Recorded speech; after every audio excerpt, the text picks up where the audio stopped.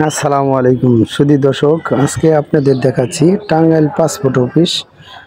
Tangail passport অফিসে দেখেন কত শত লোক এখানে বসে বসে আছে এবং আরো লাইন আছে। ওদিকে লাইন দেখেন 500-র উপরে সিরিয়াল আছে এখন বর্তমান। তো 500-700 সিরিয়াল থাকে সবসময়। তো আপনাদের দেখাচ্ছি, কেউ পাসপোর্ট অফিসে আসার পূর্বে কারোর দালাল বা হলো কোনো প্রতারণায় পড়বেন না।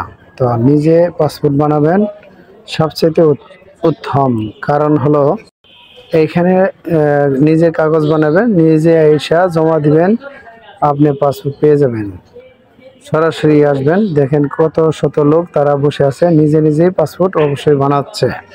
তাই আপনাদের যদি কারো পাসপোর্ট বানাইতে হয় অবশ্যই নিজে নিজে পাসপোর্ট বানাবেন, যে কোনো ডিস্ট্রিক্টেই হোক। এই দেন ভিতরের অবস্থা মোটামুটি অনেক দর্শক, তারা হাউকা হাউ এখানে পাসপোর্ট প্রদান করা হয় এবং আবেদন করা হয়। এই বাহিরে লাইন দাঁড়িয়েছে, দেখেন বাইরের অবস্থা মোটামুটি ভালো। আপনাদের যদি এই ভিডিও ভালো লাগে অবশ্যই শেয়ার করে দিবেন।